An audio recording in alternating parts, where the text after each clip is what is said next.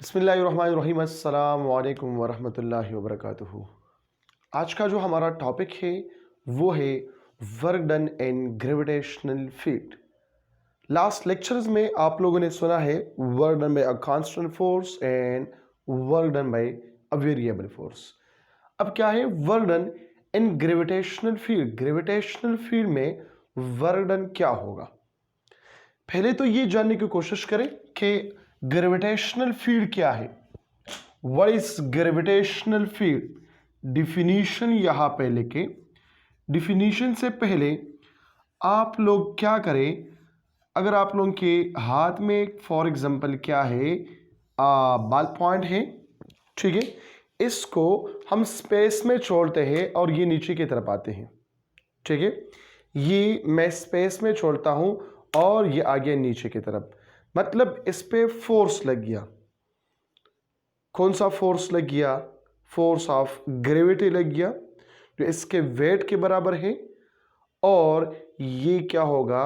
Inward होगा, मतलब into the gravity होगा, इनटू दी अर्थ होगा।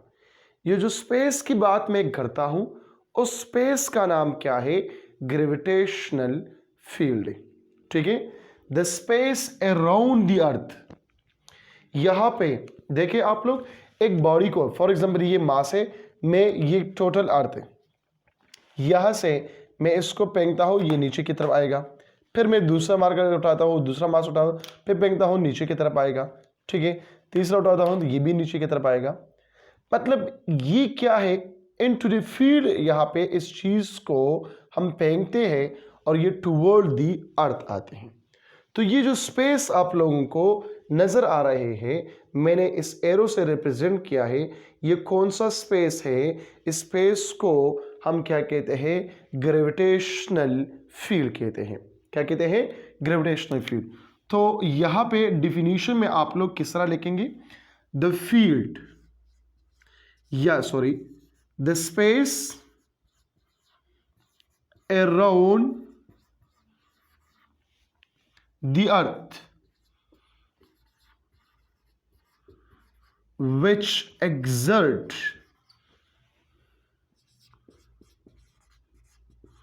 force of attraction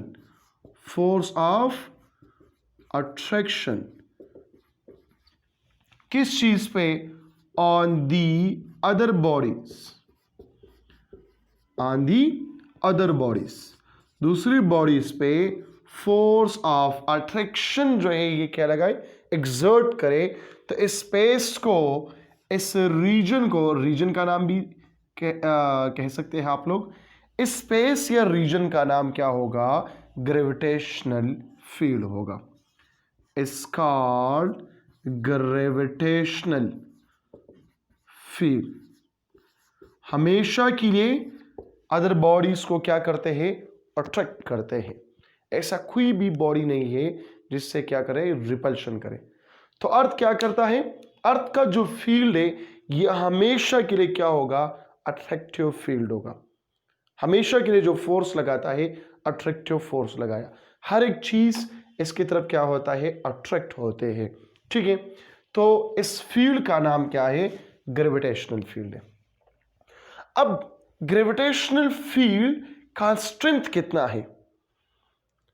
यहां पे फॉर एग्जांपल मैं कहता हूं ये बॉडी यहां पे नीचे पे आते हैं, तो इसका स्ट्रेंथ कितना है? इस फील्ड का स्ट्रेंथ कितना होगा? इसका कुव्वत कितना होगा? इसका इंटेंसिटी कितना होगा? तो ग्रेविटेशनल फील्ड का स्ट्रेंथ मालूम करने के लिए हम क्या कहेंगे, या इसका मैग्नीट्यूड मालूम करने के लिए हम कहते हैं उसको हम क्या? Gravitational field strength. क्या कहते हैं? ग्रेविटेशनल फील्ड स्ट्रेंथ भी कहते हैं। कभी कभार इसको हम कहते हैं ग्रेविटेशनल फील्ड इंटेंसिटी भी कहते हैं उसको। अब ग्रेविटेशनल फील्ड स्ट्रेंथ या ग्रेविटेशनल फील्ड इंटेंसिटी क्या है? देखो यहां पे इस बॉडी पे जो मैं यहां पे फेंकता हूं, स्पेस में छोड़ता हूं, ये नीचे की तरफ आते हैं। तो इस पे कौन सा फोर्स लगता है? इसमें जो फोर्स लगता है वो ग्रेविटेशनल फोर्स है, और आप लोगों को पता भी है कि ग्रेविटेशनल फोर्स बराबर है Gm1m2 divided by are square. ठीक है, मतलब यहां पे फोर्स लगता है, तो फोर्स किस चीज पे लगता है? मास पर लगता है। तो force divided by this mass equal to gravitational field strength या ग्रेविटेशनल फील्ड इंटेंसिटी। ठीक है, तो डिफिनीशन में आप लोग लिखे, डिफिनीशन में क्या लिखना है कि the force, the gravitational force per unit mass of a body is known as gravitational field strength. The gravitational force, the gravitational force per unit mass of a body, mass of a body is known as gravitational field strength. ठीक है, इसको हम क्या कहते हैं? Gravitational field strength कहते हैं। तो मैथमेटिकली इसको अगर आप लोग लिख के तो क्या होगा? Gravitational field strength is equal to force divided by mass, F divided by M। ठीक है, अब इसका यूनिट क्या होगा? ऐसा यूनिट क्या होगा और बेस यूनिट क्या होगा? तो ऐसा unit of gravitational field strength ये क्या होगा बेटा? तो ये होगा न्यूटन पर KG, Newton divided by KG. क्या होगा? न्यूटन डिवाइडेड बाय केजी होगा। लेकिन अगर आप इसको सीजीएस सिस्टम में लिखना चाहते हो तो फिर क्या होगा? फिर होगा डाइन इनटू ग्राम, लेकिन पर ग्राम होगा। ठीक है, डाइन पर ग्राम होगा। इसको आप लिख सकते हैं बेस यूनिट में। तो बेस यूनिट क्या है?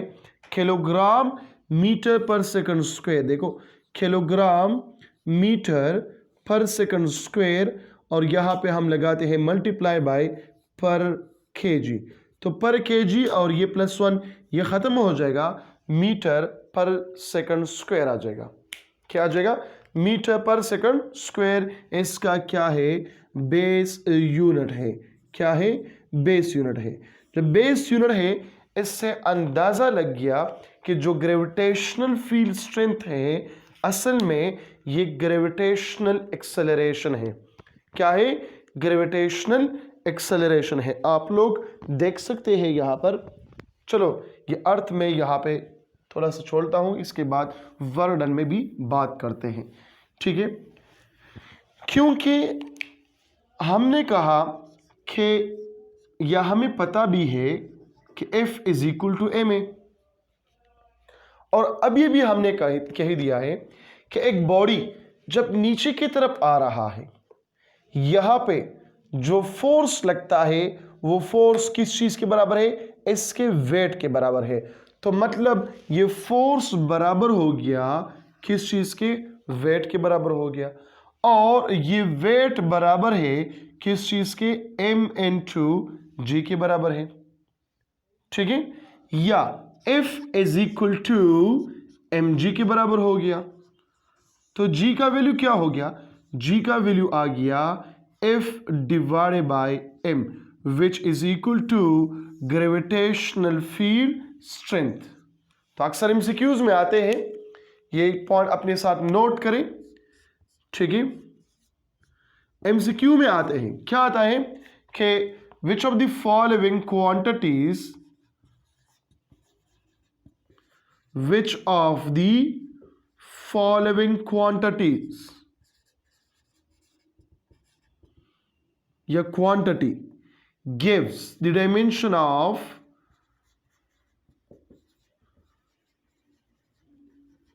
acceleration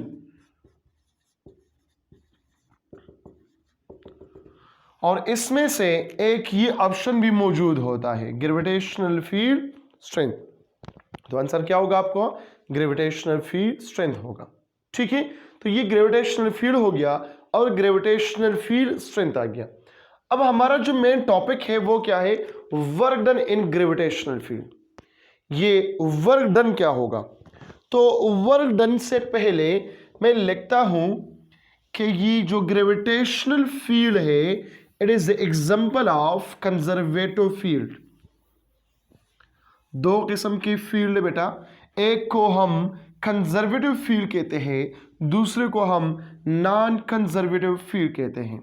ठीक है, तो ये ग्रेविटेशनल फील्ड क्या है? It is the example of conservative field. It is मतलब ग्रेविटेशनल फील्ड। ठीक है, it is the example of conservative field. क्या है? Conservative field. ठीक है, अक्सर पेपर में आते हैं कि show that gravitational field is conservative. कहता है इसको शो करे कि ग्रेविटेशनल फील्ड क्या है? कंजर्वेटिव फील्ड है। अब यहां पे कंजर्वेटिव फील्ड किसे कहते हैं? फर्स्ट इसको समझें, फिर आ जाएंगे अपने टॉपिक की तरफ। कंजर्वेटिव फील्ड, कंजर्वेटिव फील्ड किसे कहते हैं? तो the field will be conservative, या the field is conservative. Field क्या होगा? कंजर्वेटिव होगा if it obey the following two condition. The following two condition, अगर टू कंडीशन ये सेटिस्फाई करे, ओबे करे, फिर उसको हम कंजर्वेटिव फील्ड कह सकते हैं। तो फर्स्ट नंबर क्या है? Work done. Work done is independent. क्या है? इंडिपेंडेंट, डिपेंड नहीं करता किस चीज पे? Of path followed. फील्ड के अंदर ये जिस रास्ते से भी जाते हैं तो इजाजत है, डिपेंड नहीं करता, इंडिपेंडेंट ऑफ पाथ फॉलोड है। ठीक है, नंबर बी सेकंड क्या है? The total work, the total work done by a body in a closed path, in a closed path equal to 0। ये 0 होगा। क्लोज पाथ का मतलब क्या है? वर्क डन तो आप लोग जानते हैं, लेकिन ये क्लोज पाथ आप लोग नहीं जानते। क्लोज पाथ का मतलब क्या है बेटा? तो यहां पे लेके क्लोज्ड पाथ, द पाथ, या चलो लेके the path in which the initial and final point is same. The initial and final point is same, या फाइनल पोजीशन भी आप लोग कह सकते हैं इसको, जिसमें क्या हो? इनिशियल और फाइनल पॉइंट क्या हो? सेम हो, उसका नाम क्या है? उसको हम क्लोज पाथ कहते हैं। फॉर एग्जांपल यहां पर बनाए, ठीक है, ये एक क्लोज पाथ है, ये एक सर्कल, इसका इनिशियल पॉइंट क्या है? फॉर एग्जांपल इसको मैं नाम देता हूं ए। अब यहां से मैं स्टार्ट लेता हूं, वापस आ गया बी पॉइंट पे, मतलब इसका बी पॉइंट भी सेम है। ये फाइनल पॉइंट है। ए मेरा इनिशियल, बी मेरा फाइनल, लेकिन ए और बी का पॉइंट क्या है, सेम है। ये आप लोग ट्राइंगल ले लो। फॉर एग्जांपल यहां से शुरुआत करता हूं, ठीक है।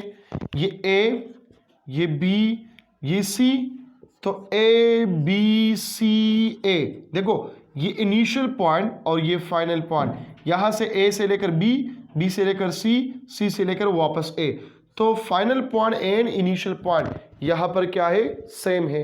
स्क्वायर कंसिडर करो, ये स्क्वायर मैंने ले लिया।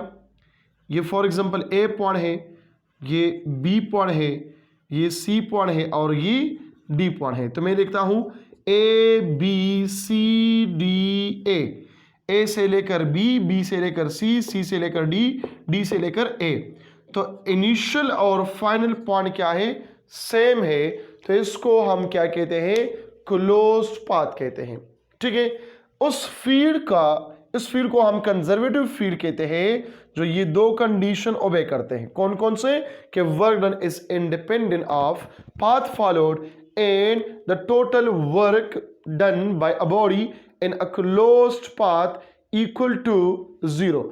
तो फिर क्लोज पाथ क्या है, वो पाथ जिसका इनिशियल और फाइनल पॉइंट क्या हो, सेम हो, ठीक है। और इसके एग्जांपल्स क्या है, कंजर्वेटिव फील्ड के एग्जांपल क्या है, एग्जांपल इसका है ग्रेविटेशनल फील्ड, इसका इलेक्ट्रिक फील्ड, और जो तीसरा है वो है हमारे पास इलेक्ट्रिक स्प्रिंग फील्ड है, ठीक है।